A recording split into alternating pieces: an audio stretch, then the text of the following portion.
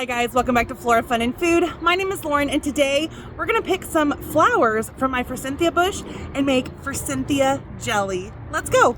Okay, so this is my Forsythia bush. So what we're gonna do is we're gonna take the flowers, but we're gonna pull the little green base off because they're really bitter. And we're just gonna collect some to fill this jar, probably about 4 cups, and then we'll go in and do the rest. And if you go really slowly, you can actually pull it off without getting the green piece. So that makes it a little bit faster. Okay, we have 4 cups of Forsythia flowers. I'm gonna go wash these and strain them in the sink because there could be dirt or little bugs or something on them. So we're gonna wash these and then we're gonna steep them in boiling water to make a tea. So I just filled it with some water and I'm gonna shake it around, try and clean off those flowers, and then I'll strain it out. Okay, now we're gonna pour 4 cups of boiling water in with our 4 cups of Forsythia flowers to make Forsythia flower tea. That'll be our first ingredient for our jelly. And I'm making a mess. So we're gonna let this steep for about 15 minutes and then we'll get started on the jelly. I'm gonna cover it just with the lid, not securing it down, but just to cover it to kind of keep some of the heat in. All right, it has been 15 minutes, so we're gonna strain our tea, and I'm just gonna use my canning funnel because it has a little strainer. We're gonna strain it, very hot, into a saucepan. All right, we're gonna go ahead and get this up to a boil so we can add our ingredients, and it's really simple, so it won't take long once it boils. All right, we are at a boil, so we're gonna go ahead and add 2 tablespoons of lemon juice. This is gonna help with the color and the acidity. There's 1, there's 2. We are also going to add in 1 whole box of canning pectin, and I'm using Sure Gel, so the entire box goes in. So we're kind of making old school jelly, which is pretty sugar heavy. So there's alternatives on the recipe that I will post. The blog that I found had really good alternatives. So if you want lower sugar, you can read what she wrote. So we're gonna empty this whole packet of pectin. There we go, into our pot. And we're gonna stir this until it dissolves. And then we'll go in with our sugar. Pectin is what is naturally in fruit. Some fruits are higher in pectin, so a lot of jellies and jams you don't need pectin because there's enough in the fruit.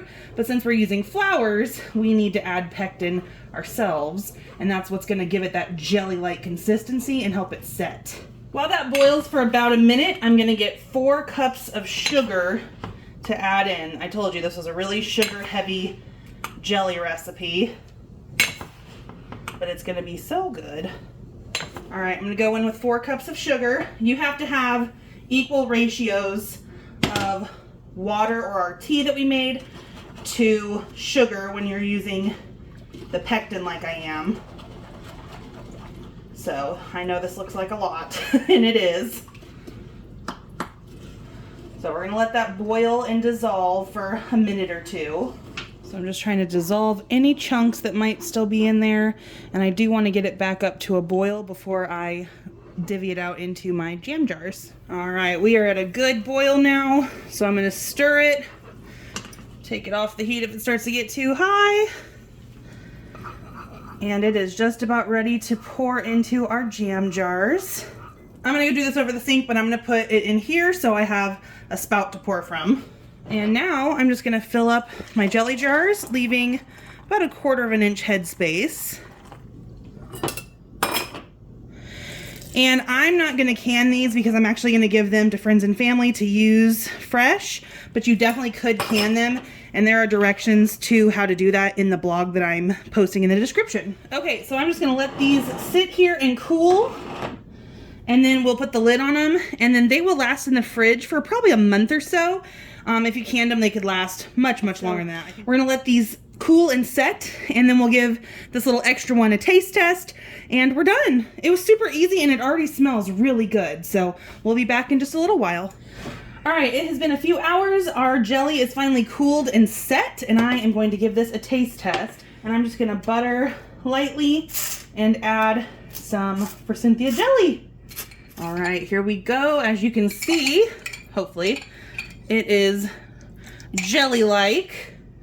So we're gonna add some on here.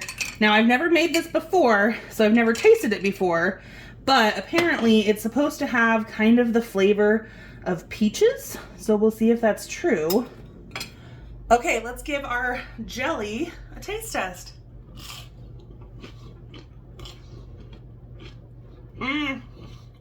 Oh my gosh, that is delicious.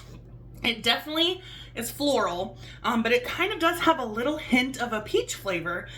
I am in love with this, so I'm definitely gonna make this every spring when my Forsythia bush blooms. So if you guys enjoyed this video, please give it a thumbs up and head over to my channel to subscribe for more content like this, and I hope to see you again very soon. Thanks guys, bye.